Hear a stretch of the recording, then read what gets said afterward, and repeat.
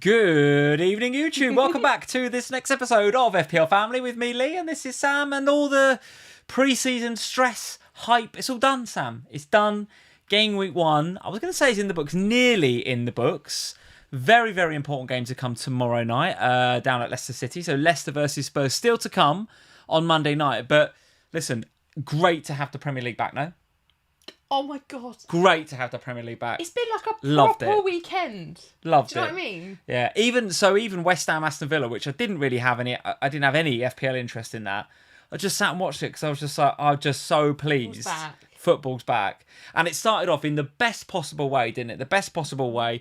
We got to watch Man U versus Fulham at Fantasy Football Fest. Yay. And we're just going to get straight into this today, guys. So we got so much to cover. But if it's your first ever FPL Family live stream, welcome. Great to have you along for the season. Subscribe to the channel if you like what you see tonight. We went to Fantasy Football Fest on Friday. Yeah, we watched United versus Fulham. The big kickoff. We had the countdown. Absolutely fair play and well done to Ed and to Gianni and to our friend Mark Southerns, who all three of them put that thing together. It was their idea from the get-go. And they just did a brilliant job. It was a really, really great event. In the previous fests we've been to, they have been amazing. But there've been a few people have said about, is the venue big enough? Is it a bit hot in there after a while because it's August usually? Why does the Wi-Fi not work? Can't you show the football? And they've listened to all of that and they put together this fantastic event down in Vauxhall in London on Friday night. It was really, really great. And I'm going to share some pictures with you. I've done a little slideshow here, Sam. How many of these pictures did you take, Lee? I think it's going to work, but I'm not sure. Let's see. Here we go. It's the transitions as well tonight. You see that? See me look. Wait. Hang on. In case you didn't see that. What's happening here? We've gone new levels. Watch this. Look, there we go. There you go. Do you know what? It's only taken me 18 months to get that sorted. We've had these transitions for ages, but we haven't been able to work out how to use them. Finally, it's worked. And do you know what? I actually don't know what I've clicked to make it work, so I don't know how it's working. It's just working. You've not I thought when you said I've got the transitions working, I thought you said you'd spent some time this afternoon researching it, working it out. No, it's just luck. No, when I say they are working, I didn't get it to work. They are working. Wow. So I don't know. At any moment, if you're enjoying the transitions, leave us a like. But you can unlike if they stop because it could stop at any moment. To be honest, but I'm going to get on with the pictures. I didn't take hardly any of these. I'll be honest. I didn't have many on my phone whatsoever. But we had an absolutely brilliant night, not just with the other FPL content creators, but we had loads of you guys from the FPL family, from the Patreon community, those of you that watch us right here on YouTube. If you follow us on Twitter, we had loads of people coming to say hi to us. And it was just great, wasn't it? It was just great. Sum up the evening. It was fantastic. I think the new venue made such a difference, didn't it? It was the fact that it was outside. You could get all the food you wanted, like any type of food you wanted. You didn't have to wait 8 hours for a pizza. You could just go. They'd give you a little buzzer. It turned up. It's lovely. There they are. Look, Wilco, Duncan and George. It's a lovely... Very nice to see you guys. It really was. It's honestly one of these events where you go, and I think when it's your first year, and there was a lot of people, because I spent the first hour on the door before you arrived. Yeah. And a lot of people come in and they're like, oh, I'm a bit scared. And I'm like, no, don't be. Honestly, don't be. Because it's one of these events where... It can be... The thought of it sounds daunting. Like 400 people and you arrive on your own. Yeah. That is quite daunting. 100%. So I can understand it. And it was so lovely because I stood on the door for ages. Duncan and Wilco turned up first of all, pretty much first. Closely followed by George. And it was lovely. And I spoke to a lot of people who were like, oh, I'm not sure what I'm doing. I was like, just head down the end. You'll find a familiar face. You'll see one of the content creators and just go and hang out and people will start talking. And that's what I love is I sat on the stage at Fest on Friday evening. And when you and Adam and Baker were talking, I just looked at the audience and was like, it's funny, isn't it? Because half of these people have never met before. Yeah. Yet they're all just... happily chatting about united by this thing. common thing. So and cool. It's so lovely. And it was so, I mean, we talk about our patrons a lot on here and how brilliant they are in the Slack and all of that good stuff. But we met some of them for the first time at Fest. We met Matt and George for the first time. Obviously, Duncan and Wilco were there. Andrew, we've met multiple times. We also met Brian for the first time. Yes. Because he was over from America. And it was just... Yeah, these guys, like, there's Brian and a couple of his mates had like flown from the US to come over for Fest and see a few football matches, which is that's an incredible effort, to be fair. I mean, I think it's one of those communities, and I said to you, didn't I, on the train home, like, when we set up FPL Family, we kind of didn't... I don't think in the back of our heads we really thought that we'd create a community like we have. Absolutely not. No, this has come from the people that we have that have signed up as our patrons and that have joined us and that come here every Sunday night.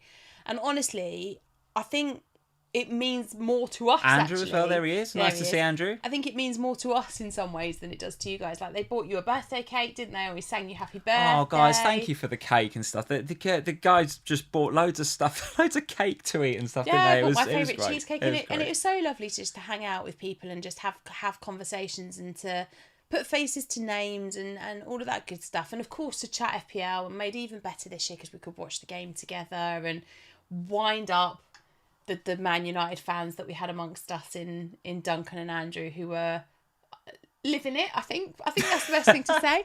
Duncan especially is a Man United fan. He and Andrew, let me tell you guys, they were not in a good mood. No, and I was deliberately winding them up by cheering for Fulham. Not in a good mood on the 85th, 86th minute of that game. And the mood changed, let's say, when Xerxes got that goal. Let's say that. Massive thanks to Ed, Gianni and Mark, because putting on an event like that takes time, organisation, effort, money that they've got to put into doing this. So, but thank you genuinely from us, because we love going and it means a lot to us that we can see you guys there. And one of the photos, you'll notice amongst all of the FPL family community, and there's a bunch of content creators. There's our friend Az and the guys from Scout and Harry, etc. Vocals in there. You will notice a former Premier League footballer amongst some of these photos. Tell everyone the Dean Ashton story, because the FPL community on Twitter is a bit like, Dean Ashton's one of us now, and if you weren't at Fest you might be thinking, no he's not, why was it? Dean Ashton bought his own ticket and came to Fest. Loves fantasy football. Didn't even he get a is free a fantasy football weirdo like the rest of us. Honestly, the best thing about it was that we weren't together at this point. Now, you'd gone off to speak to somebody that you work with, and Dean went up to you, didn't he, and was like, hi Lee, and just had a chat with you. I was like, oh, hi Dean Ashton. And you came over to us and you were like, Dean Ashton's just been and said hello to me. And I was like, sorry, what's just happened? He was like, Dean Ashton's been and said hello to me. Anyway, and then me being me, I toodled off to the bar because I wanted a free drinks voucher off Gianni. So I toodled off to the bar, I go up to Gianni, I'm like, put my arm around him and I'm like, Gianni, can I have a free drinks voucher? And he's like, yeah, of course you can. And he's giving me one. I'm not paying attention to who he was talking to. And then Dean's there, just goes, oh, hi Sam. And I'm like, oh, hello, Dean Ashton. And then he wanted to have a picture with us, which made my absolute day that Dean Ashton. I'm waiting for the photo to come up. It'll cycle round. But needless to say, what a fantastically lovely man. I mean, I've podded with Dean in the past on the official pod, and he's always been wonderful to work with. But what a lovely man, and what a lovely conversation we had with him. A few people saying, who's Dean Ashton? What? Boys and girls, come on, get in the Google. Get in the Google. Get in the Google and just Dean Ashton, ex-West Ham and England. I think got some caps, didn't he? And England legend. That's a picture of me and Mark. Early doors. Yeah, when Gianni said, I'm going live on YouTube, just be quiet, Sam. I was sitting next to him doing a bit of work. And then the next thing I know, he goes, I've got to go and do something. Can you and Mark just take over? And Mark and I were just left there. I was like, why am I running a deadline shoot for you on your channel? I've got my own channel. Love it. Well, listen, really, really good night. Really, really thoroughly enjoyed it. Let's say hello to... see the transition then. It's good, isn't it? Transition. I'm not going to comment on it every time we do a transition. Can't see this. Yeah. The podcasters are like, we don't care about your stupid transitions. The podcast's like, shut up about the transitions, Lee. No one cares. Super chat from Ken's Bronsgrove. Thank you, Ken's. Evening both. Hello, mate. Football is certainly back. The refs are rubbish. Half-time substitutions, red cards for headbutts. Liverpool winning. Rather not talk about the first half. Life is good. Ken's, we will talk about Liverpool later on because the first half wasn't particularly good, but the second half was very, very good indeed. We're going to talk about that. So wish I'd got that photo. I wasn't quick enough with my phone. Yeah, very, very good indeed. We had another super chat from Matthew Knights. Hey, Matthew, how you doing, mate? Happy Sunday, both. Happy Sunday, mate. Nkunku to Winks. Yeah, listen, we're going to talk about Mr. Nkunku and how he got on, or otherwise, for Chelsea this afternoon to fund Anderson to Vardiol. So Vardiol in with a clean sheet. City look pretty good value for the clean sheet as well. I didn't think Chelsea carved out too much, but particularly sort of last 20-30 minutes when City just controlled the game. Then he'd play my front three of Dom, Isak and Haaland with Winks perma benched. Yeah, don't mind it, Matthew. We'll cover these points, mate, as we go along. The Nkunku conversation we will definitely have, because I don't know about you, Sam, but whenever I go into a game week 1, or whenever I come out of a game week 1, what I try and do is have as fewer problems as possible. Well, that's what we hope. That's what we hope. We go into it and we think, okay, well, I certainly wanted to get through game week 1 with a view to rolling into game week 2. That was absolutely my plan. I want to set up my teams for game week 1 and 2. Hence a bit of Fulham in there. Didn't go for any Villa in the end, although I think they're probably more game week 3 conversation. This time next week we'll be talking about Villa, I'm sure. Yes. But I like to try and come out of game week 1 with as few problems as possible. And I feel like I've achieved that with maybe Barco's an issue. We'll talk about him. Maybe Quansah. I haven't got Jarrell Quansah, but he might be an issue for his owners. But the one, Nkunku is the challenge, I think. He's the one I'm... Maybe. We'll talk about Let's it. Talk about him when we get to Chelsea, because I think there's some interesting talking points there for sure. Yeah, indeed. All right, well, let's go to the games. There we go. Nice transition to the games. Podcasters, shut up about your transitions. Let's go all the way back to Friday night then. Let's talk about Manchester United 1, Fulham 0. Let's discuss that then. So, the game that we watched at Fantasy Football Fest. And I want to go through these games pretty quickly, Sam, because we've got PickEm updates to do. We've got teams. We've got loads of stuff to get through.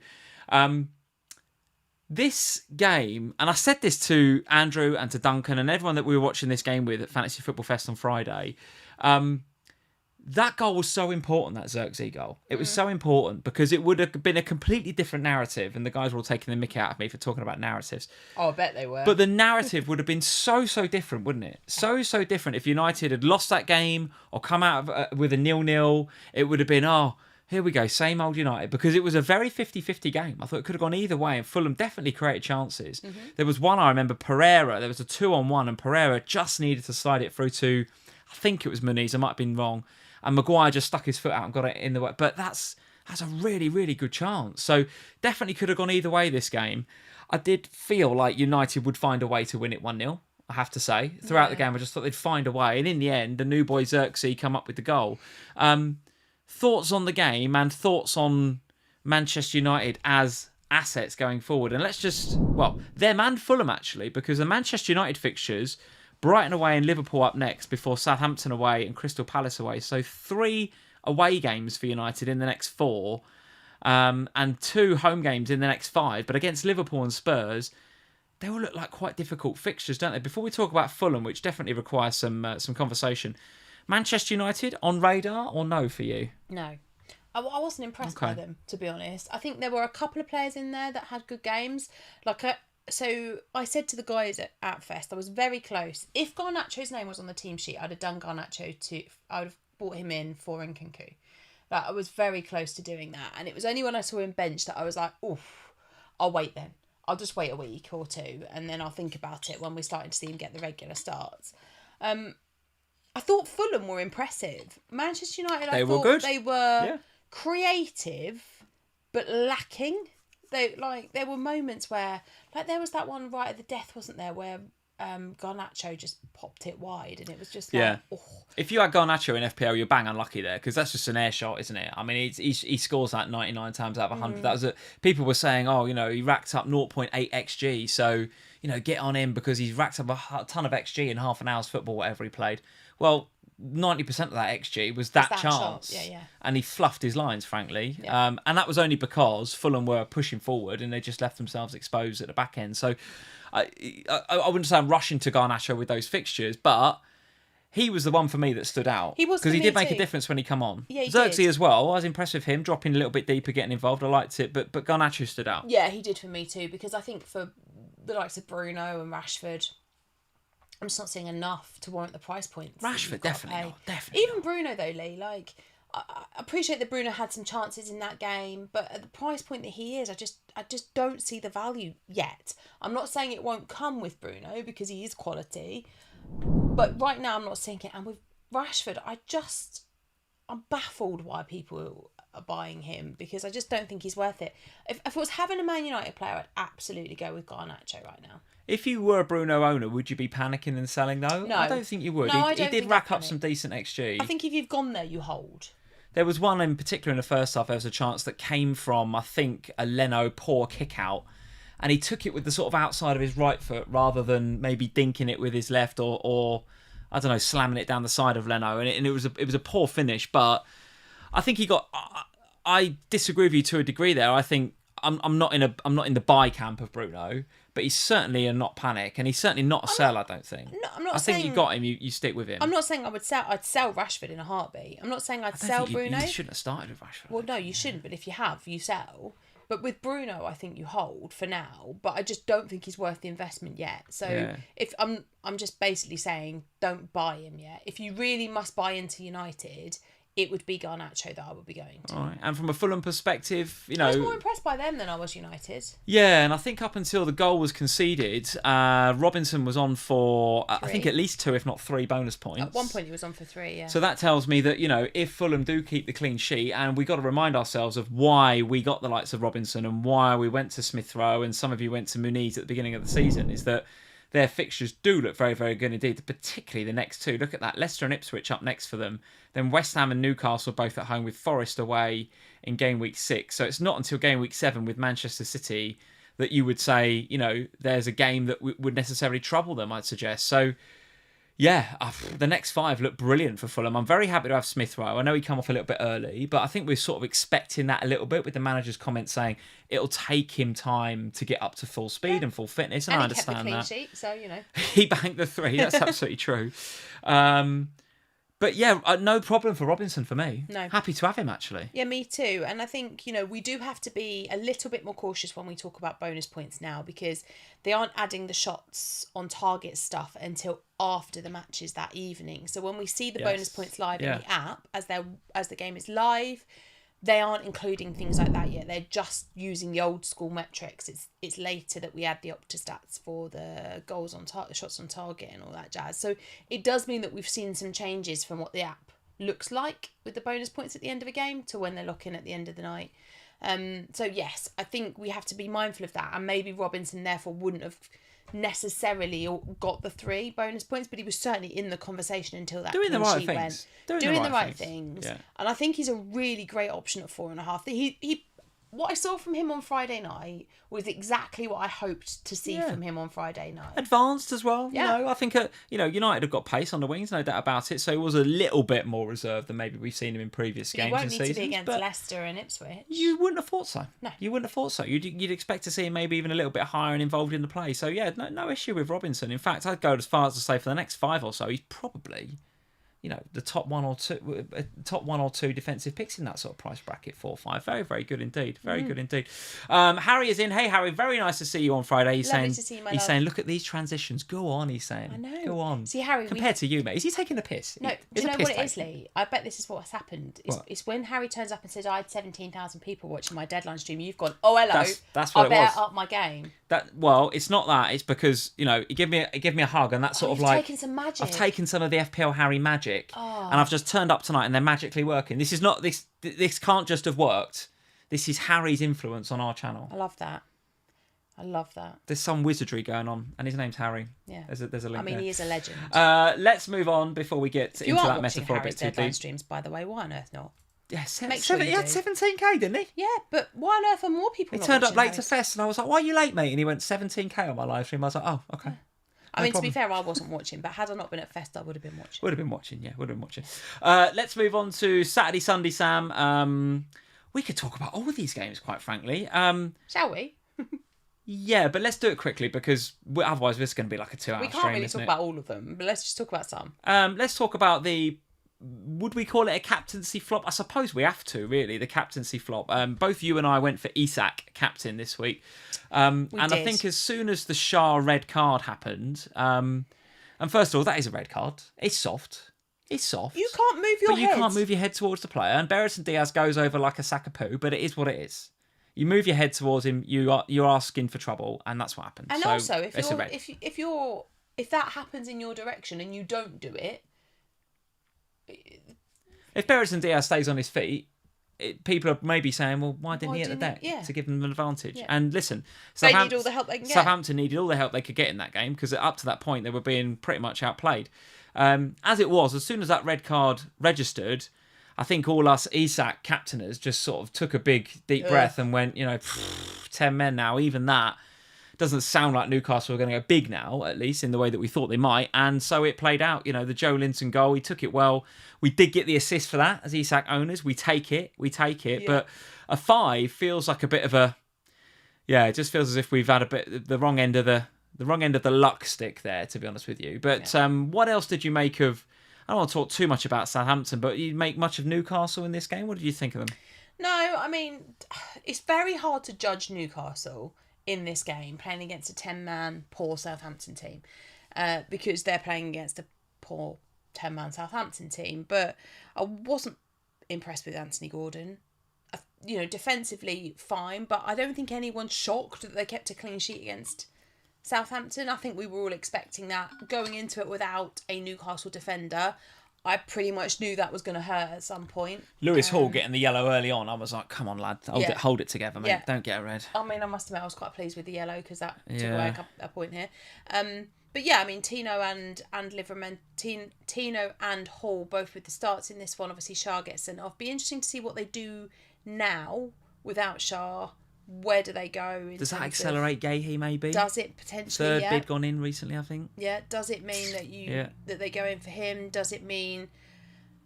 I think it means more. If they don't get Gahey by game week 2, it probably means that Livramento and Hall become even more locked in those positions. At least for the next one. Yeah, Nigel the Crab's in. Hey, Simon. Nice to see you on Friday as well. Very nice to see you. He said, great finish by Joelinton. Wasn't convinced by Newcastle. No, me neither. I agree, but I go back to what you said, Sam. I think you're right. It's difficult to make that conclusion when Newcastle played for 10 men for most of the game. It's like, how much can we take? For sure, not a problem, I don't think, in our teams. If I look at the Newcastle fixtures, it's Bournemouth, Spurs, Wolves and Fulham up next. I mean, City in 6... Maybe we have a look at it then, but that's 4. I mean, the Spurs game's a tricky one. I had probably a good one on paper, actually, but it's at home. Those 3 away games they've smashed us at St James's winnable, don't they? They look winnable. I'm not panicking on Isak. I'm not panicking on Lewis Hall. The only thing that will make me panic on Isak is another blank against Bournemouth. And game week 3, we now start talking about Watkins territory, don't we? That's the problem in 3, is that Villa's fixtures, as you can see on the ticker here, guys, and for those of you that are listening on the podcast, the Villa fixtures look really good. After Arsenal in game week 2, it's Leicester, Everton, Wolves, Ipswich, and then Man United from 3 to 7. That is the time at which we're all going to get onto Aston Villa. And Watkins is obviously going to be popular. He played today, didn't he? Game week 1, played an hour, so... Which were his first minutes. Yeah, I would. I was just about to say, sort of failed to impress, but it's totally understandable when he's not really had a pre-season. Well, he's not played at all. This not was his played first at all. minutes. He's kind of just coming back into it. So, I think Emery will be absolutely delighted to get that win 2-1 today and to get an hour into Ollie's legs. I dare say that he'll start against Arsenal and they'll see how they get on with him there. But by game week 3, I'd expect him to be fully up to speed. And if Isak blanks against Bournemouth, there's going to be a bit of an exodus there, isn't there? Yeah. Yeah, I think so. Because I think a lot of people, myself included, as I mentioned at Fest on Friday, my sort of plan in my head had been to have Haaland for the first 2, then drop to Watkins and get Foden instead in midfield and play it that way. But honestly, if Isak doesn't impress against in game week 2, then I can see myself moving him or trying to move him to bring in Watkins rather than losing the big man up top. Scott Schrager saying Isak will deliver, hold your nerve. And it's not really a nerve thing. I think it's just I wasn't impressed in this one, but I don't think there was a lot to be impressed about in this whole game. I mean, it was a good fight apart from that. I agree with Scott. It doesn't make Isak a bad pick. No, it doesn't. The reason he's 50-60% owned is because he's a really good pick and they have really... Well, let's not say really, but good fixtures where he can score in any of those. He can. I don't think they're great fixtures, though. I've been saying this for a few months now. Like, since the fixtures came out, everyone's like, oh, they're brilliant. I don't think they're brilliant. I think there's some games in there that he can definitely score goals. Defensively, I think they're mixed. Yeah. Okay.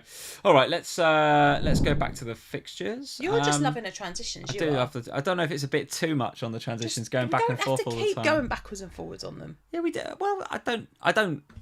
It's automatic, Sam. If I change screens, it's automatic. No, I know, but I think you're changing the screens just for the, just for the transitions. No, people want to see the fixtures, Sam. People want to see the fixtures. Let's see. While we discuss it, well, you give your view on Ipswich 0, Liverpool 2. Let's go and talk about Ipswich's first game back in the Premier League under McKenna for, 20 odd years or so. They've been playing outside of the Premier League and now they're back. Their last game in the Premier League was against Liverpool, so it seemed fitting, really, that their first game back in the Premier League was against Liverpool. We saw a lot of Ed Sheeran on the TV in England. Oh, don't get me started. There was a lot of looking at him. The first half, actually, I was surprised. I think... Well, was I surprised? Ipswich came out in a party atmosphere. The stands were absolutely bouncing. They were excitable. It was 10 players' first ever Premier League matches. And they were all guns blazing for the first half. And I think it took Liverpool a little bit by surprise. Liverpool were struggling to break through. Second half, it was a totally different story. Liverpool absolutely dominant. Salah was great, but we knew he would be. And for those of you like myself, like you, who went without Salah, we knew what we were getting ourselves into. At no point in that game was I surprised to see Salah get a goal and an assist. It was something that was inevitable. I just was waiting for it to happen. But it was made better by the fact that Jota had already got the goal, that obviously Salah had assisted, so that was helpful.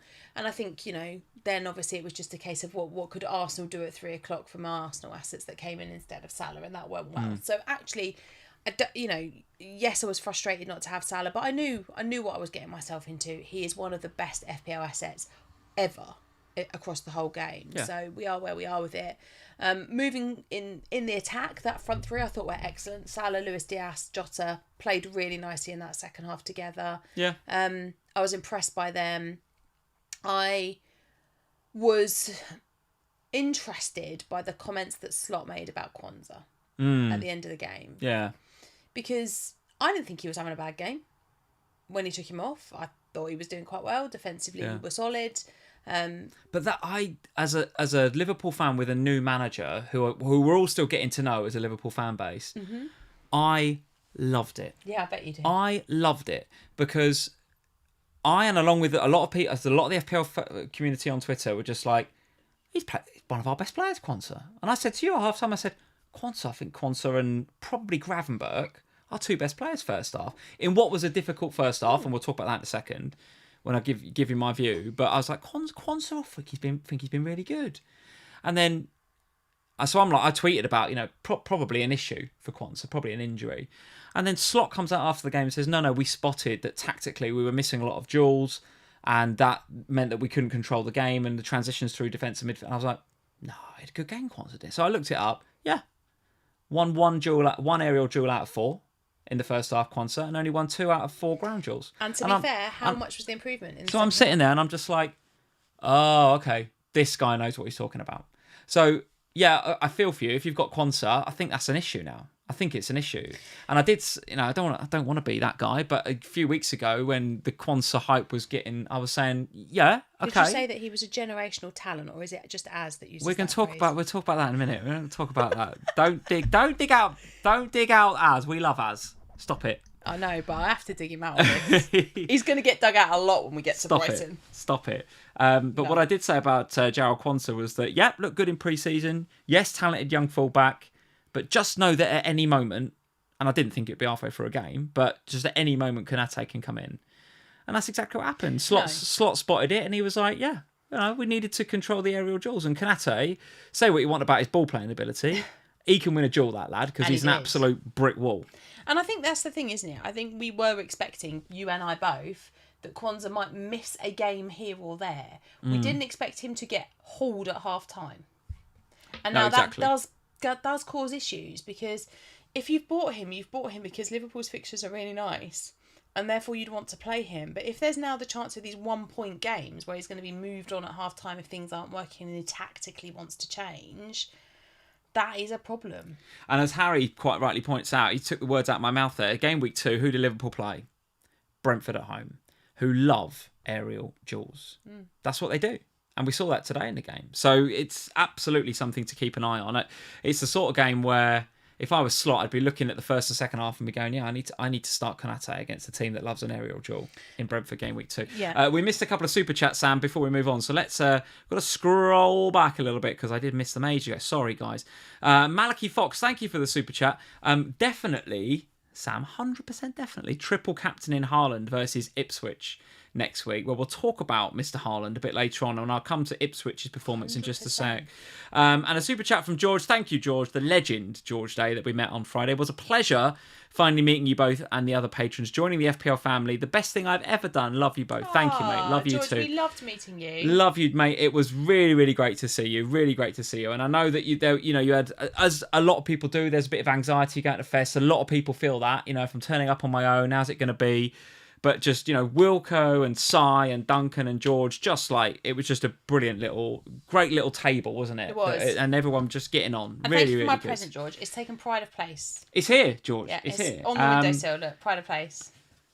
Yeah, I don't know how I feel about it, George, to be honest with you, but we're going to show it anyway. George made this for Sam. This is a picture of Sam and Mickey van der Ven at the Spurs Stadium.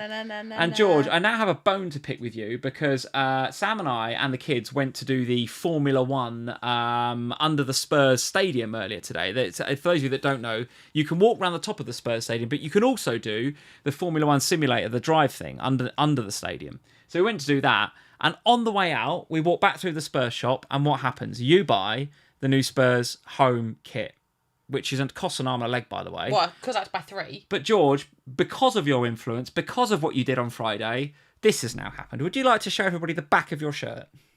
Yeah. Your fault, this, George, by the way. Hang on. Your fault. Look. Your hair's in the way. Van der Ven 37 in the club font on the back of the shirt. You've got a lot to answer for, George. That's all I'm saying. A lot to answer for. You don't need to be jealous of Mickey van der Ven. Jealous. You don't need to be jealous. You're just as handsome as Mickey van der Ven. Give me that. Just rubbish. not as quick. You don't defend as well. Let's move on. Let's not. Let's talk about Mickey van der Ven for the rest of the night. Joseph Maloney, thank you for George. the super chat. Hey, Sam and Lee, decent start. 58 points to game week 1. Should have backed Mo for captain. Mate, listen, ifs, buts and maybes, game week 1, none of us had any information, did we? Instead of HAALAND, I'm impressed with Jota at number 9. And that's the bit I'd like to discuss now for just as we continue the Ipswich and Liverpool conversation. Yeah, I mean, a lot of people are going, oh, well, Jota just about justified his value over Salah, but they kind of came out, Salah a few more points, but we saved a bit of money with Jota, so fair enough.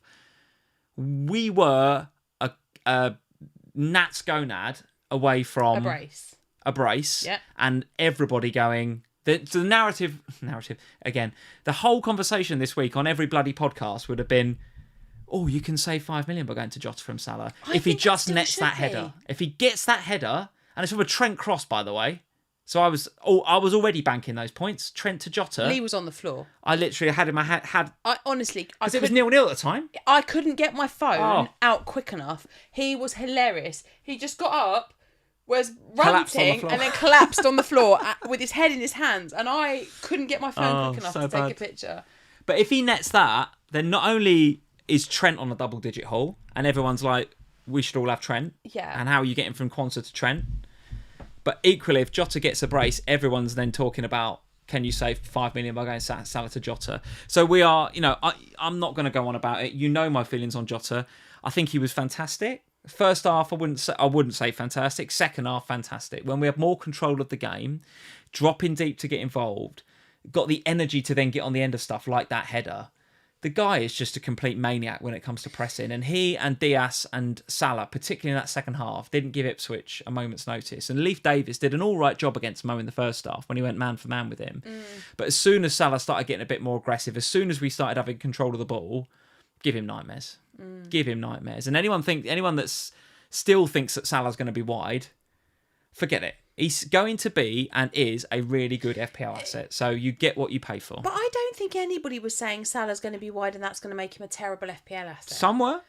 Well, they're wrong if they're saying that. I think people were saying, I was certainly saying, my preferred route into Liverpool is always to have the number 9 because they're so important in Slot's system. We were always saying, I think, that Salah will be wide, but will come in because naturally that's what Salah does. Salah's not a player that's going to hug the touchline. If it was a Brennan Johnson, he would stay on the touchline, but that's not Salah's style of play. I think for me, yes, I was upset-ish to have missed the Salah points, but I knew it was going to happen. The big thing afterwards was, well, what happens in the 3 o'clocks? Because I've not got Salah because I've decided to have Saliba and Saka. Yeah. So if Saliba and Saka do business, then I've made the right call to have Jota and these two. Yeah. If they blank, I've got it horribly wrong. Yeah. In the end, the whole kind of conversation about Salah or no Salah, and maybe Saka over Salah, which is what's on the thumbnail tonight, I think it's largely evened out in game week 1, isn't it? I agree. Largely evened out to a point where neither, regardless of which side of that fence you're on, there's no need to knee-jerk anything. I don't think. Totally agree. I don't think. But I do think Jota will continue to be a really good asset. If you haven't got him, I think you should consider him. Mm-hmm. And if you've got Mo, I think you should consider having them both. I really do. Because the fixtures for Liverpool do not look too bad whatsoever. They are right near the top of the ticker with Brentford, Man United, Forest and Bournemouth coming up next. So 3 of the next 4 at home against opposition where you'd like to think that Liverpool can score some goals. Yeah, Jots is going to be in and around there. Is he going to get the Ballon d'Or? I think he should. I think he's absolutely brilliant. And second on the Ballon d'Or, by the way, is Trent Alexander-Arnold. For those of you that didn't have Trent, and you don't have Trent, What did you make of his performance? Yeah. Oh my God! What? Are you mad? Did you watch the game?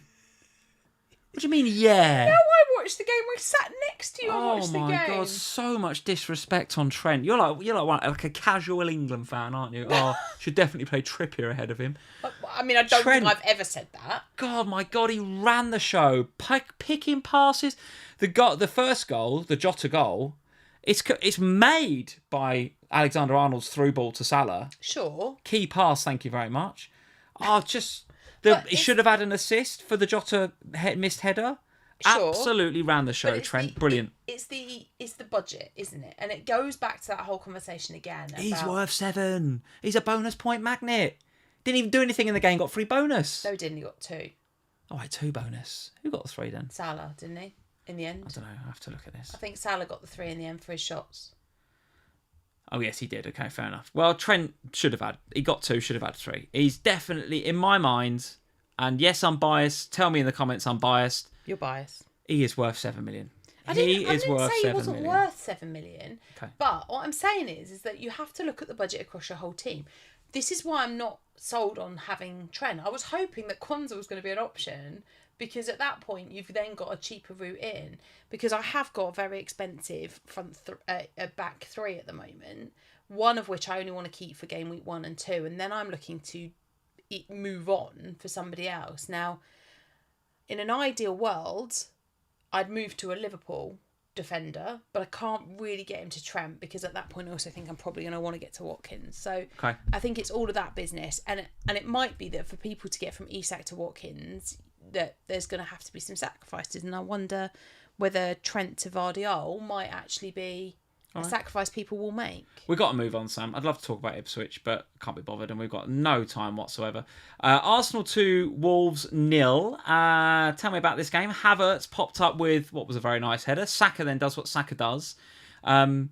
Was limping a little bit in the first half, so we're all a bit like, oh, but Saka limping is just par for the course, isn't it? He just got something wrong with him. He's just got a perma-limp on. The poor guy never gets a rest, does he? So I'm not surprised. But the goal was very, very well taken indeed. I don't think we're any clear on who's the best attacking asset, but it's got to be one of these two, isn't it? If you've got a forward slot free, I think you go for Havertz. If not, you go for Saka. Saka assisting Havertz, Havertz assisting Saka. Like it. Come out even. And I think it's hard to know. I mean, honestly, I do think that both isn't overkill. I think if you want to go for both Saka and Havertz, then absolutely do it. There's nothing wrong with it. Saka is what Saka is. He feels like he's always going to return points. He is so important in that Arsenal team and played so well in this game. And yeah, limped around for about 5 minutes and then was fine again. Standard. Havertz, when he's playing up top, I love him as an FPL asset. Yeah. You have that moment where you're like, well, if he plays in middle, do I like him as much? Well, no, because obviously if you want out of position, you want him going the right way out of position. However, I think they both make for really, really nice fantasy picks. And then... She looks so confident, Havertz, as well. It's like, yet another player, sorry, Harry, that's left Chelsea and just done the business. Like, we've got to talk about Chelsea in a minute. What a disaster of a football club. But he's left there, and Arteta's given him confidence. He didn't hit the ground running, no doubt, because he needed to... You can't just... Confidence just doesn't come. It builds up. And they've stuck with him. They've given him time. They've invested in him. They've let him settle. And now he's doing the business. He's playing a number 9. He's playing it very, very well. Very impressed. But again, it's not just the attacking assets at Arsenal. Defensively, another very, very good defensive performance. Raya with a bonus if you've got him. Yes. Saliba, Gabriel, Ben White, all with the clean sheets. Interesting that Zinchenko's another interesting conversation because you have got the Timber factor. He came on during this one. Did your new boy come on? Calafiori? Did he? Not sure. I don't remember if he came on. He didn't come on for... Timber definitely did. Timber did. Timber came on for Zinchenko. I'm not sure about Calafiori. Saliba did his best to give away a goal. He made one mistake in the game, give it away, and Wolves should have probably done something from it. But yeah, I mean, look, I think defensively they're solid. I was very uncomfortable. Very, very uncomfortable going without an Arsenal defensive asset. And I've been saying that all pre-season, which was why for a lot of it I had Raya. It was only when I decided to not have Salah that I could afford to have Saliba. Yeah. I'm very pleased with that decision to have him. And I'm very, very pleased with the decision to have Saka. I genuinely, and it pains me greatly, but I think that Arsenal will have another fantastic season. And I suspect that they will be in the title race right till the death. Oh, no doubt. No doubt. So investing in them, in the team that I think will be the most defensively solid and the team that I think will be up there for goals scored this season, it makes perfect sense to invest at both ends of the pitch. Trebling up probably makes sense, to be honest. And Scott Schrager's in. Hey, Scott, nice to see you, mate. He's saying Tony going to Arsenal, will that affect Havertz? I would be shocked if Tony goes to Arsenal. I would be Why do they want him? Why would they want him? They don't. No one wants him. No one wants Tony. But he must be going somewhere to have been left out of the squad today. He will go somewhere, and it'll be somewhere for the money. He'll go to Saudi because he's just... I don't know, but I just don't think he's a... I just don't like Arsenal. His character, and I'm not sure that sort of character would fit in Arsenal. I just don't. I think I'd be shocked. I'd be absolutely shocked if he goes to Arsenal. Again, moving on quickly, Sam. Let's talk about our friend Az then. So he's been bigging up the old Barco, and listen, I'm not digging him out because he's had enough of that. No, you should not, because he had a lot of absolute. I did. I sent him a text calling him a fraud. No, but you shouldn't. He had a lot of dickheads on Twitter, an absolute lot of dickheads. And if you did decide to have a go at Az on Twitter for Barco, you are a dickhead, I'm afraid. He was only calling out what the rest of us have seen. Oh yeah, for sure. Young player. Had a really good pre-season on corners, and he's 4.0 in FPL. Why the hell wouldn't you? Do you know what I mean? Totally agree. And I actually think that the reason he didn't start this game, but it was interesting that he didn't even come on, Barco. I think he's probably carrying something. There was a rumour that he was carrying. Wouldn't surprise me if he's carrying something, and that maybe if that can clear up by game week 2, he'll go into the team, because for sure he was having a good pre-season, and for sure he looks very, very good indeed. So despite that, Brighton did not need him and a few others even to get past Everton. Before we get into the multitude of options at Brighton, because the Brighton fixtures, let's just have a look at these. The Brighton fixtures don't look too bad at all, if I remember rightly. Or have I got that wrong? Brighton. Yes, there's the Arsenal game in the middle of it, but Man U, Arsenal, Ipswich and Forest, and then Chelsea, Spurs. Okay, so they do look a little bit tricky. Mitoma against Ashley Young. What Sean Dyche thinks he's doing, playing a 39-year-old against one of the best wingers in the league, is incredible.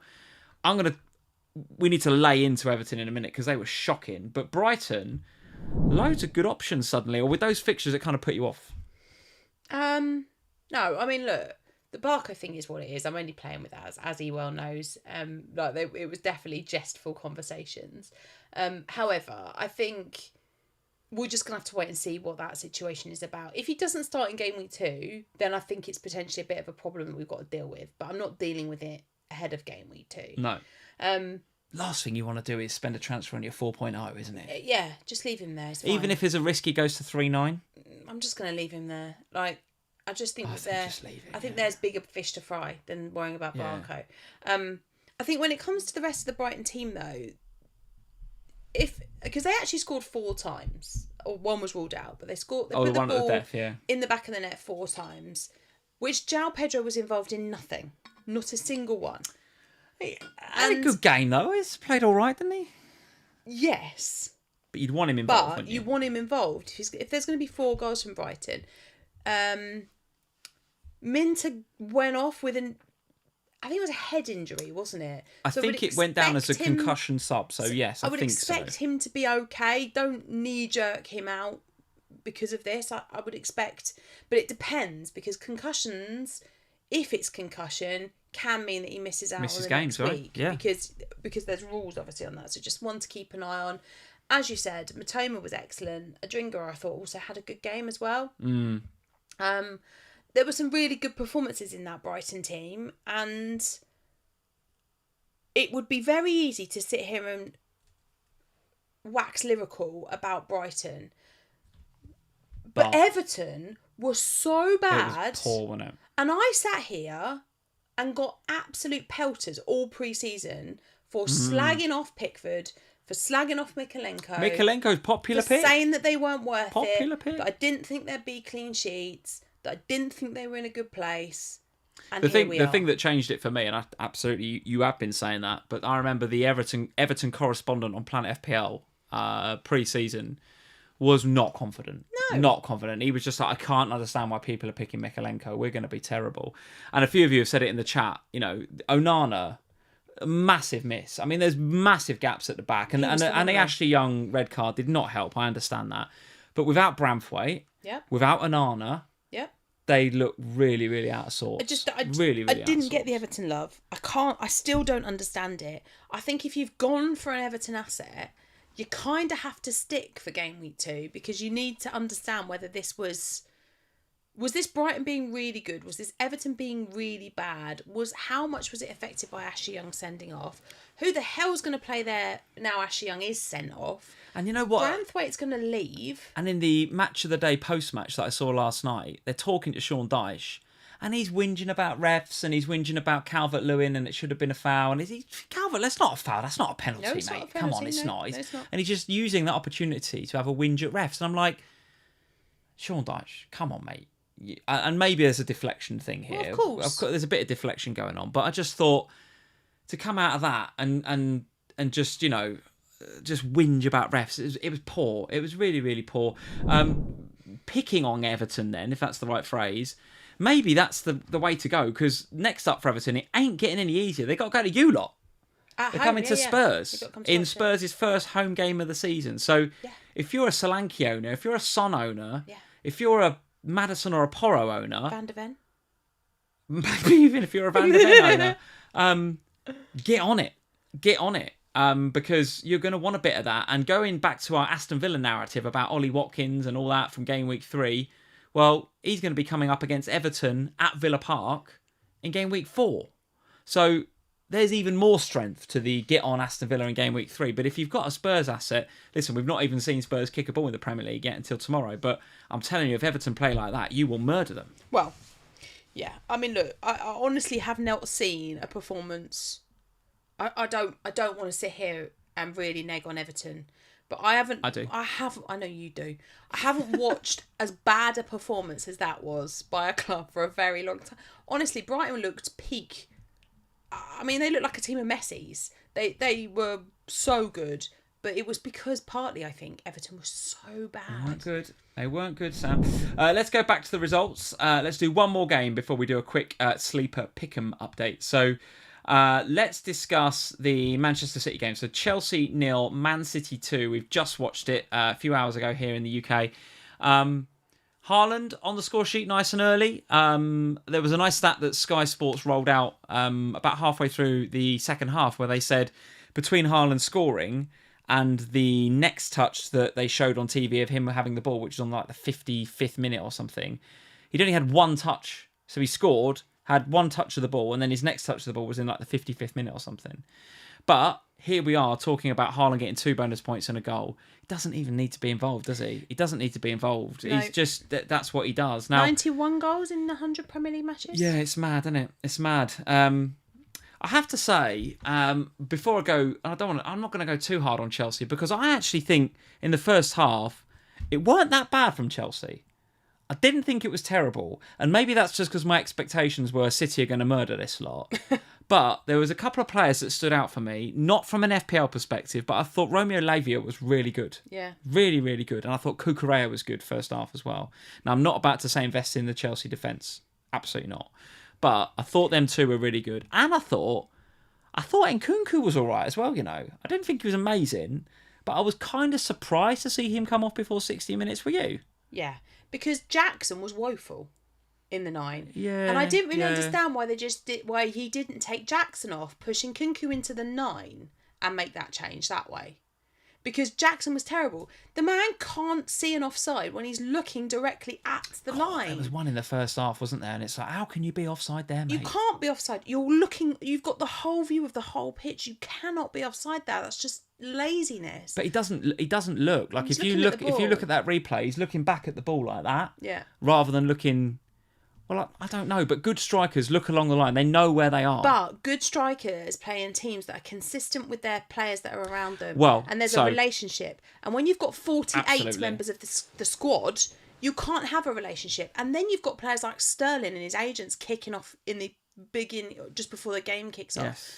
All of that narratives, there you go, I'm saying it now, it comes back. But it comes back, doesn't it, around? I thought we were maybe going to clear this with the new manager. No, we start the season, the same narrative coming back again with Chelsea with this massive squad. I mean, there's all those memes going around of the gym. There's 100 people in the gym, right?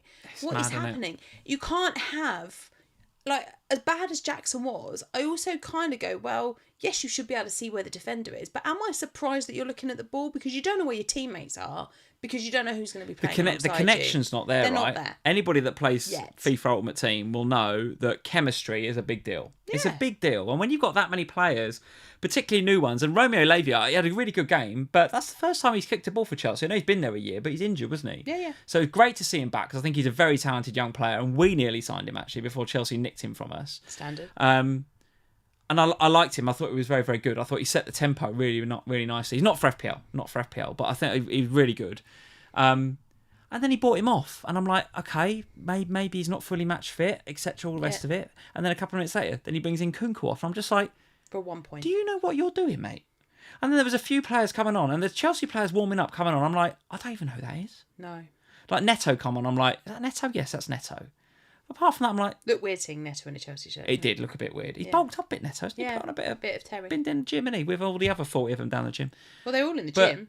Some of the other players that were coming on, I was like, I'm not sure who you are. They bought on like an 18-year-old kid who looked bigger than Neto. I'm like, how are you 18, son? Yeah, he was unbelievable. Massive. But there's players coming on there that I've never even heard of. So part of me was thinking, was Maresca just trying stuff out? And you're just like... Yeah, but he doesn't know his best team, but of course he wouldn't. You've got 40 players. No, but you've had pre-season to try stuff out. Like, you don't try stuff out at home in game week 1 against Manchester City. Like, I don't know. Look, look, actually, having said all of this, Chelsea were better than I thought. They played better today than I thought they were going to. I thought they were going to be dreadful. They weren't that bad. I agree with you on Lavia. I agree with you on Nkunku. I thought he was actually all right. Jackson was disappointing. Had Nkunku been in the 9.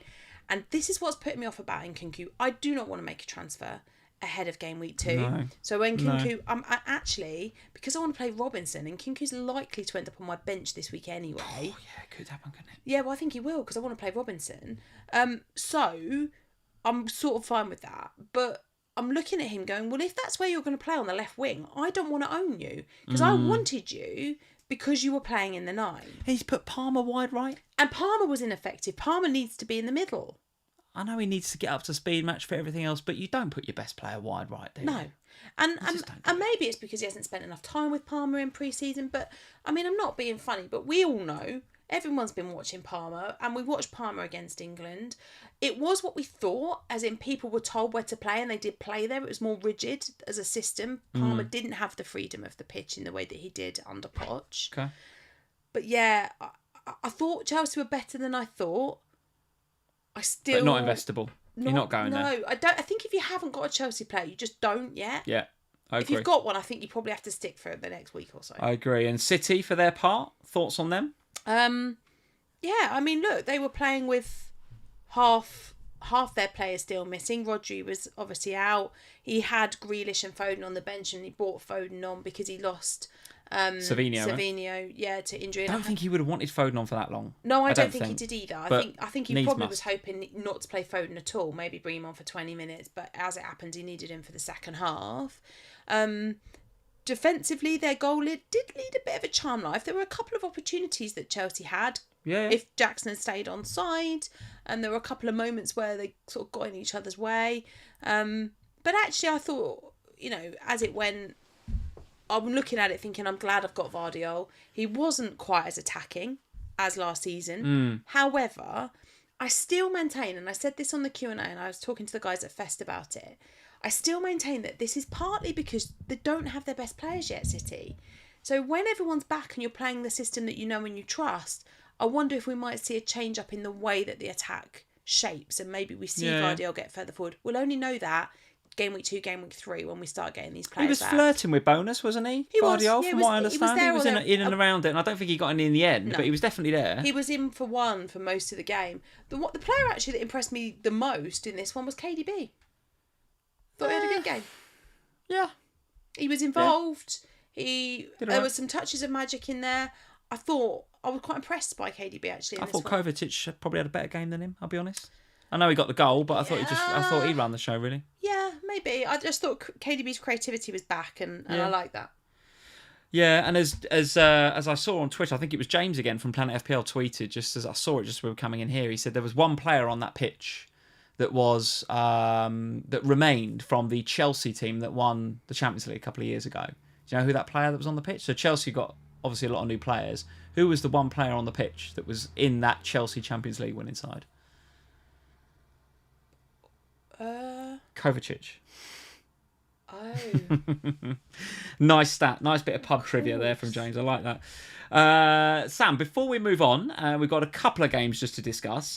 We've got to give a shout out to everyone that has joined us for our sleeper, not that one, I want that one please, joined us in our sleeper PickEm League. So as you guys know, and there has been a lot of other FPL content creators that are getting behind and being sponsored by Sleeper so far this season. If you've not checked it out yet, go and search for the Sleeper app over on Google Play Store or on the iOS Store. Sleeper have been big into fantasy sports in the US for a long time, so very established there. Speak to any of your American friends and colleagues, they'll know about Sleeper, right? But over here in Europe and in the UK, we don't, they're not really, they're trying to break that market, and they're looking at the Fantasy Premier League and getting in and supporting some of us content creators and the community as a way to, break into the UK market. And they are, chucking a few quid at us content creators to give away to you guys as prizes. We have tons and tons of just great stuff to give away. We'll talk about our patron manager of the month in just a second. And we've got loads of new patrons. So thank you if you've joined us over on patreon.com/FPLFamily. Links are in the description below. But one of the things that we're going to do is if you get into the Sleeper app and you sign up, you can join the FPL Family PickEm League. And what the PickEm League is, it's a bit like, and I always make this comparison. I shouldn't, because it's not a very good one.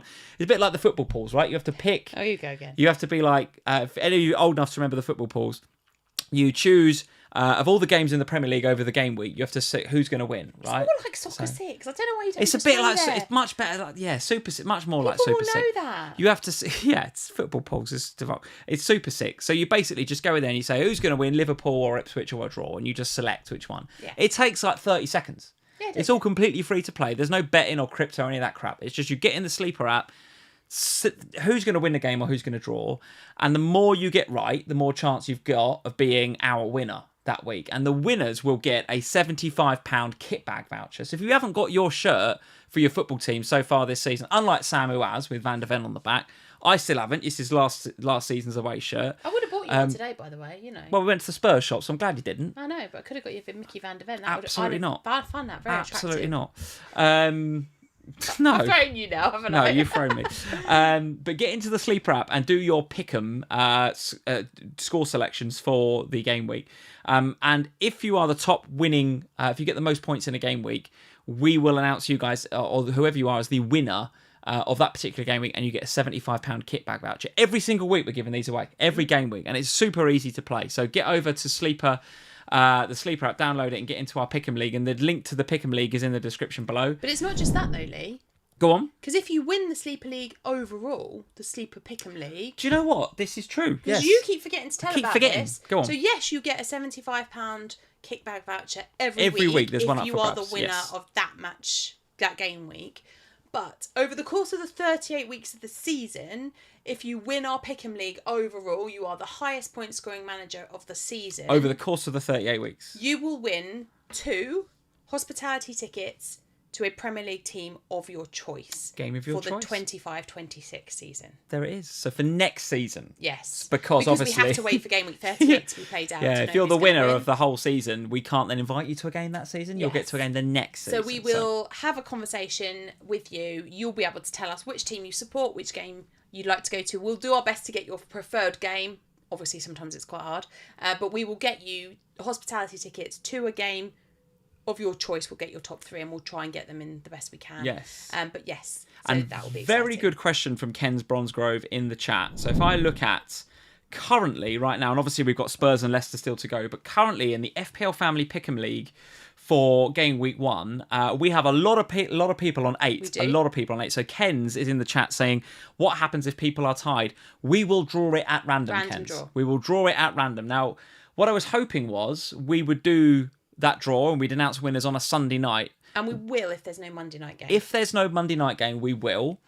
If, like there is this week, a Monday night game, we will announce it on the rest of our socials. Yes. So get over to Twitter, follow us on Insta, might even do a TikTok thing. But as you can see, quite a few of you FPL managers, I've done 7 this week, so I've done all right. Done all right this week on 7. I've predicted 7 correct outcomes. But there are a bunch of people on 8 in our Pick'em League. So what we will do is we'll take everybody that gets 8, or there'll be some that get 9 after Spurs and Leicester tomorrow night. So whoever gets the 9, we will put your names in a hat and we will draw that at random. We'll do it. And the random winner will get announced on our social media. So every single week you can win with Sleeper. So get onto the Sleeper app, get into our Pick'em League, just spend 30 seconds just picking who you think is going to win. And you never know, you might be in for a chance of winning that £75 kickback voucher every single week here on FPL Family. So there we go. That is this Sleeper promo done and dusted, Sam. Where else do we want it? Let's talk 1 or 2 more games. 1 or 2 more games from the results page before we get into our teams and how we got on. What have we not covered? Little chat on Aston Villa and West Ham. Little chat on West Ham 1, Aston Villa 2. Go on then. What does your little chat contain? Interesting that Onana scored. Everton were that bad. He's got to score for us. Do you know what? I thought he was probably Aston Villa's best player as well. I thought it was very excellent. Good performance, yes. Really, really, really good. I was impressed by him. A lot impressed by him, actually. A lovely goal. Lovely, lovely headed goal from him. I mostly actually want to talk about West Ham, though, because for some unknown reason, at the back end of last week, I decided that Jarrod Bowen was like the best thing ever, and I really, really wanted him in my FPL team, and I couldn't quite get there budget-wise. And then I watched this game, and actually, as I was watching the game, I was glad I didn't, because one, Paquetá's on pens, which we learned in this one. Yep. I would assume that because he took this first one, that means he's on pens for the rest of the season. But secondly, it was Mohamed Kudus who really impressed me in this one from a West Ham perspective. Absolutely, yeah. And I think, looking at the Hammers, if you do want to invest there, and they have some decent fixtures on the horizon, transition back to the fixtures. Let's have a look at those fixtures. Here we go. Let's read them out. Hold on. I just struggle with the size of this screen. Here we go. Crystal Palace away next. City at home. It's not this difficult looking next to. Fulham, Chelsea, Brentford, Ipswich after that. Yeah, game week 4 I could see maybe an investment. Which is why I think eventually I decided not to go there with any West Ham assets. But at the moment it's Kudus that's sitting firmly on my radar now, because at 6.5 million, if Nkunku after game week 2 still isn't performing, I think there could be a conversation that comes up, because Crystal Palace weren't defensively solid today by any stretch of the imagination. And obviously there's the rumours about Gahey and Anderson and whether they both or one of them might exit stage right. So Kudus is just one, I think, for me, that I'm just popping on my watch list. I'm not going to invest now, but on the watch list for sure. Okay, very good. Any words on Villa then? I don't have any Villa assets at the moment, and that was something that I was struggling with and pondering on Rodgers, pondering on Watkins, but obviously the front 3 kind of picked themselves for me. And I think with the Arsenal game up next, for Aston Villa, they were a team that I was prepared to kind of just wait on, because in pre-season they hadn't been great the last few matches. I hadn't been impressed defensively. Morgan Rodgers' form had been brilliant in the early part of pre-season and then it dipped quite substantially in the latter part. So I just wanted to wait and see, because West Ham away and then Arsenal felt like two quite difficult games to start the season. Now they've got the win out of this one. I'm not sure that they will next week, but we'll see. But I think coming out of game week 2 and into game week 3, that's the moment where I'm going to be wanting to start investing in Villa. So all eyes on them next week to see who impresses in the game against Arsenal. Didn't mind Rodgers, Heathy22 in the chat is saying, Rodgers getting the full 90 and performing decently. He was fine. I'd agree. I'd agree. No panic if you've got Rodgers. No, definitely that's not. A hold. Don't worry about it. Yeah. I'd agree with you. I think probably bench him next week unless you've got to play him. Yeah. Because I think they've got Arsenal next week. But then from game week 3... yeah, no problem with that whatsoever. And then the last game, I keep moving pages for some reason. There we go. Let's get back here. And then the last game to discuss is just Brentford 2, Palace 1. If you own Eze in FPL, you are bang unlucky. Bang unlucky. Because that is goal of the weekend. It's a great goal. That is goal of the weekend. What a strike from Eze. I don't know what the referee's playing at. And we've got to what? Where are we at? An hour and 10 minutes through this live stream, and I've not whinged about a referee. I didn't even mention the fact that Ipswich should have had a man sent off for a deliberate handball. We'll get. I've got over that. I'm trying. This is a new me this year, Sam. I'm trying not to be too negative about referees, even against my own team. Deliberate handball, not a second yellow. Give over. It's joking. It's a joke. Anyway, this one, I can't. We've got to say something. Well, because if you own Eze, you are bang unlucky. Yeah. Because he blows the whistle, and as soon as he blows the whistle, that's it. It can't be a goal. Oof, it's a shocker. And even VAR can't do anything because he's blown the whistle. And I'm pretty sure, didn't we hear from Eze, or maybe it was the manager, or maybe it was Glasner, that come out and said, yeah. Didn't he say the ref had come to apologise and said that he had got that wrong? Yeah, he had got it wrong. And wow. But wasn't it his first Premier League game? Wow. The ref. Probably. It might be his last after that. I mean, it's a shocker. It's a shocker. It is. In the grand scheme of referee shockers, it's bad. It's very bad. I don't know. Compared to what we saw last season, it's pretty par for the course, I'd suggest. But in terms of the weekend, it's the worst one this weekend. Yeah, it is bad.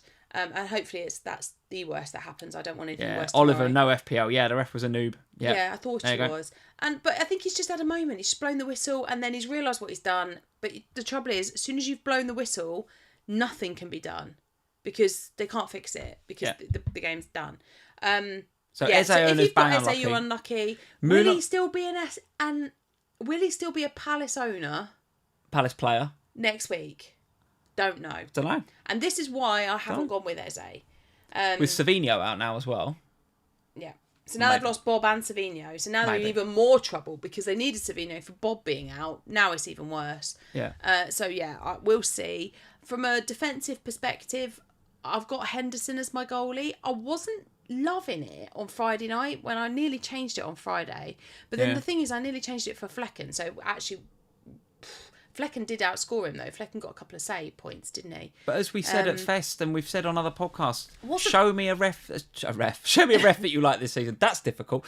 Show me a goalkeeper that you like this season. And in the 4.5s, for sure. Yeah, Raya, absolutely Raya. But elsewhere, you can't. Maybe Big Vic. We'll see tomorrow. Maybe. But Munoz, for those that have got him and decided to splash the cash and do an extra 0.5 to go from a 4.5 to Munoz at 5 million, gets the assist and found himself pretty high up the pitch. Was in the sort of areas that you'd hope if you're owning him. So that's nice. I think his owner's fair play for getting him in. Yeah. I wasn't convinced by Palace in this one, and I wonder whether that's just because there's so much uncertainty at the moment. Like, is Anderson off to Fulham? Is Gahey off to Newcastle? Is Eze off to City? Elise's already gone off to Germany. Mateta was back and did 60 minutes-ish, I think. Something like that. And then Edouard came on, and actually Edouard looked good when he came on. So I don't know with Palace. I've got Henderson. He's my only asset. For now, I'm happy to just stick there. Cool. All right, well, that's pretty much all the games, Sam. Let's talk about our teams for what it's worth. I mean, scores-wise, yes. Overall rank, not worth discussing for a few weeks yet, I'd suggest. But I'm on 62 with Solanke still to play. So I would call that That's a win. Pretty good game week 1. I'm pretty happy with that. And again, I go back to, did I come out of game week 1 with, minimal problems? Yeah, Barco maybe is a problem, but I'm not going to deal with it. Nkunku's the one. I mean, if I'm looking at that team, I'm going, Nkunku's the one that you might think about doing something with, maybe. But I'm still willing to give him a bit more of a chance. I still want to see what this Chelsea team looks like and then play somebody other than the best team in the country. Do you know what I mean? So, and him get more than 58 minutes or whatever. So I'm willing to give it some time. Like you, I think I would be, given that Smith Rowe in particular is going to have some pretty good fixtures coming up, I'm more likely to bench Nkunku than Smith Rowe at the moment. I know that I've got Winks and he will stay on the bench and stuff, but it might get to a point where I want to play the likes of Robinson alongside the 3 that I've got there. Trent and Gabriel are always going to play pretty much. I might want to play Hall and Robinson and Smith Rowe, and therefore Nkunku maybe gets the bit. I don't know. But as it is, the team is in all right shape. I'm okay with it. So Solanke's still to play. Picked the wrong captain, but I think that game could have been so different if Schar doesn't get the red card. It really could. So it's just a game state thing more than it was a wrong decision. So yeah, happy days, 62. It's okay. Overall rank of 1.73 for what makes that literally. If you're looking at your rank now, forget it, guys. You've got until, I would say, unless you're winning, and then look at it to your heart's content. If you're in the 80s and 90s this game week, absolutely have a look, enjoy it, write it down, and shout about it on your Twitter because it's ace. Do it. Yeah, but if you're at 1, 2, 3, 4 million, don't worry about it. Literally doesn't matter. Literally only a few points behind me, yet a couple of million places down. 55 for you with 2 to play, so Porro and Solanke still to go. Yeah. Again, that's all right. Good start. Yeah, I'm all right with Take this. It, yeah. Yeah, I mean, look, it is what it is. I think Smith Rowe, I saw enough from Smith Rowe that I'm not worried about that. Like, yeah, me too. That's fine. And Nkunku, yeah, I didn't love the pick when I made it. I don't love it now. George tried to tell us at Fest, didn't he? I was waiting for... So when I first met George, one of the first things he was talking to me, he said, right, let's have a look at teams. So we're sharing teams. And he said, you can't have Nkunku. And I was like, why, George? Why? And I was expecting some sort of, statistical analysis or something, some really deep and meaningful insight from George. And he just went, well, Chelsea are crap, aren't they? So and I was just like, he's not wrong. They are. He's not wrong. Absolutely, you're right, George. They absolutely are. However, I went with and I wasn't comfortable with it. And I said, I think one of the first things I actually said to Duncan and Wilco when they arrived and handed me a load of cake and a peach iced tea. And I was like, guys, I don't know if I want Nkunku. I might go for Garnacho. And I genuinely would have done that. If Garnacho was starting, I absolutely would have done that. But I wasn't sure about Kudus, who was the other player I was looking at in that position, because I wanted Bowen instead. Now I feel slightly differently about that one. It felt like I just had to have a 6.5. That felt to cover the price point more. That price point felt silly, important, and I felt like I needed to pick somebody. And I didn't really know. Yeah, no, but I still think it was important it's to the have right somebody strategy. in that position. Yeah, it's the right strategy. But I just didn't really know who it was. So anyway, he's there. He's fine. I'm not doing anything about it. He's on the bench anyway for game week 2. So whatever. Because I do want to play. Yeah, because I want to play. You're Robertson. pretty sure you've busted him on your bench, have you? Yeah, because I'm going to play Vardiol. I bust him on my bench. I'm going to play Vardiol against Ipswich. Clearly. I don't want to bench Saliba, even against Aston Villa, because I just think that could absolutely kill, because at Arsenal, they could easily get a clean sheet there. I want to play Pedro Porro against the worst Everton team I've ever seen in my whole life. And then there's Robinson, who I want to play as well, against Leicester, who have got no players. So I'm going to have to play a back 4 next week, which means losing... I'm not going to bench either HAALAND, Isak or Solanke, let's be honest. Absolutely not. I'm not benching Saka. I'm not going to bench Smith Rowe because I saw enough from him on Monday evening. You're playing Barco at home to Man U. You're going to risk that? No, I can't. No. I've got my back 4, haven't I? So yeah, that's where we are. You're going to play them. Oh yeah, absolutely. You're going to add Robinson to that back 3. So somebody and you're from the sorted, midfield's got to go, and clearly it's not going to be Jota or Saka. Sorry. And so it's a choice between Smith Rowe and Nkunku, and I saw a lot more from Smith Rowe that I liked than I did from, and the fixture I prefer as well. So that's where we are. I've currently got Nkunku in, but Hall benched. Lewis Hall away at Bournemouth. I mean, they've just got their new signing though, haven't they? That's a conversation to be had, isn't it? I suppose. I don't know. It feels a bit wrong to play Hall over Nkunku. So what? But, yeah, who knows? So look, I mean, we are We are a Pedro Porro clean sheet away from being level pegging at the end of game week 1, which is fun. Yeah. Well, and listen, he could get more than that. He's capable. Well, let's see. But the plan was always only to own Pedro Porro for 2 game weeks. He's in for Leicester, he's in for Everton, and then he goes and he becomes a 4.5, and that's the money I need to either upgrade Nkunku if I want to pay more for a midfielder, upgrade Isak if I want to get to Watkins, whatever it is that I want to do. That's your Isak to Watkins bank, isn't it? Yeah, I like it. Because I don't fancy Spurs for clean sheets. And do you know what might happen? I might go Pedro Porro. To Van der Ven, of course. There we go then, guys. That is it for this week. So, yeah, listen, however you've got on, don't look at rank. For goodness sake, don't look at your rank. Like you're saying, unless you're top 10 in the world, then shout about it as much as you can. But rank is not important for a few weeks. We will start worrying about rank late September, October, game week 6, 7, 8, something like that, right? Game week 1. Birthday, we start thinking about ranks. Game week 1 really is just about. We've got much, much more information now than we did a few days ago about teams, about what we like to see. Some more questions than we thought we were going to have. So there's we've got some answers to stuff. We've got a load more questions to stuff. That is the art of FPL. But what we do know is that the season is now underway. The fixtures look good for certain teams. I was impressed by Fulham. I thought Liverpool played well in the second half. Arsenal were doing Arsenal things. City were doing City things. So I wouldn't necessarily say we're coming out of game week 1 with a lot of shocks, are we? I think we've had what we're not out expected. Of it yet. We've still got one more game. We've got one more Unless game. Leicester decide to go peak Barcelona with no players. Could happen. I doubt better not. I think the biggest learning point I would say out of game week 1 was that how bad Everton were. And I know they had the red card, but I would say they're the team to target. And if you've got 2 Spurs players like you have going into game week 2, regardless of what happens against Leicester tomorrow night, I would say that's a good position to be in for game week 2, coming up against those Toffees. No doubt about it. Quick shout out to any new patrons that have joined us in the last couple of weeks or so. So as we lead up to the season, usually we get quite a little influx of new patrons. So if you've joined us over on patreon.com/FPLFamily, welcome to the family. Lovely to have you along, and thank you for supporting us over here with what Sam and I do. A load of you joining at the Manager of the Month tier, and that's no surprise to see people coming in at the Manager of the Month tier because we have supercharged it this season, and we mentioned this on our live stream last week. Usually, going back into Patreon competitions, our Manager of the Month competition that we've been running for a few years now, if you come first in that Manager of the Month competition, you get a shirt. And we've given out tons of football shirts to all sorts of patrons all over the world. But this season, we're being sponsored by Sleeper in the same way that we are with PickEm. So Sleeper have not just put some money behind the bar for PickEm, they've put money behind the bar to support our patron as well. So now, if you come first, second, or third, the top 3 will all get a Premier League shirt of your choice now. And if you come first, you will also get a £100 kit bag voucher to go on top of that shirt. So you could get 2 shirts. You could get like the home and away shirt if you wanted to. Right? Buy a friend a shirt. Buy a friend a Mickey Van der Ven shirt or something. I don't know. Whatever.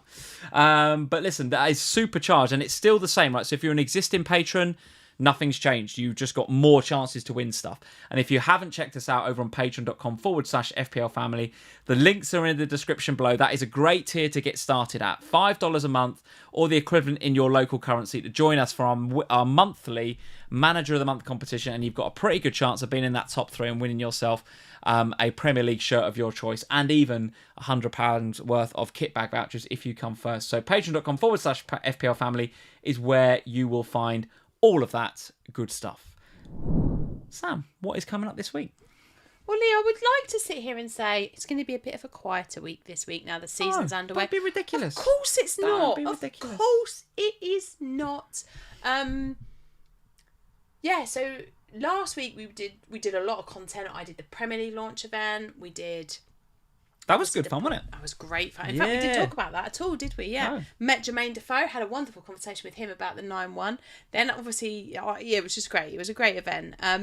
But this week, we've got lots of content going on. So Lee and I'm on. Az. Yes. Don't pick on him. I'm not picking on him. You've been picking on him. generational talent he is as. Lee and Az will be on this week's Off the Bench podcast. I think you're recording that on Tuesday. Tuesday morning, so you'll see that, Tuesday lunchtime-ish, I guess. Yeah, so that'll be out Tuesday lunchtime. You'll be able to find that where you find the official FPL pod on that same stream. So that's happening then. On Thursday this week, Kelly and Jules and I will be back with the official podcast talking about the fact that Jules and I are going to end up on exactly the same points this week. Are you? Okay. Because we've got the same 2 players left. And then on Saturday morning, you will be able to find us live on Sky Sports News, getting ahead of game week 2. Nice. All right. And amidst all of that, I've got a trip. And Ohana, of course. Ohana on Thursday. Might be just me for Ohana. Might just be you for Ohana this week, because I am away this week, aren't I? I'm going to be in Stockholm for a few days. So I'll be back on Friday, ready to hit the ground running in the Sky Studios on Saturday.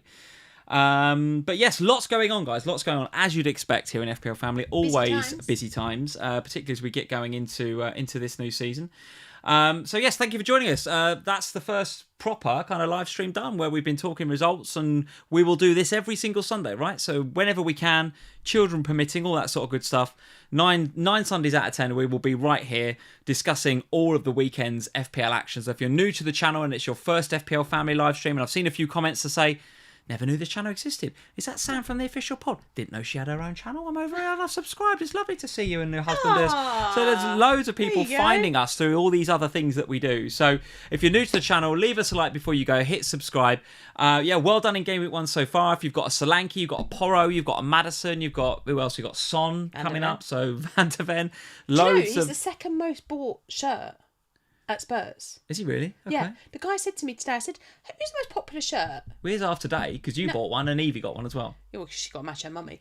Who do you think is the most popular at Spurs? Well, Son, obviously. Yeah, of course. So he said, but after Son, who do you think it is? And I was like, I don't know, Madison. He was like, used to be Madison. He's like, it's by far and away Not Mickey Big Dom. Van de Ven now. Big Dom, is he going to take his time to... Well, apparently Mickey Van de Ven has just become like the legend of the lane. All right, wow. It must be your influence. It must be your influence. I think I've created this fan club, to be honest. Yeah, it must be your influence. Deserves it. Guys, thank you for joining us tonight on FPL Family. Like and subscribe, all that good stuff, and we'll see you next Sunday. Cheers, guys. Bye, guys.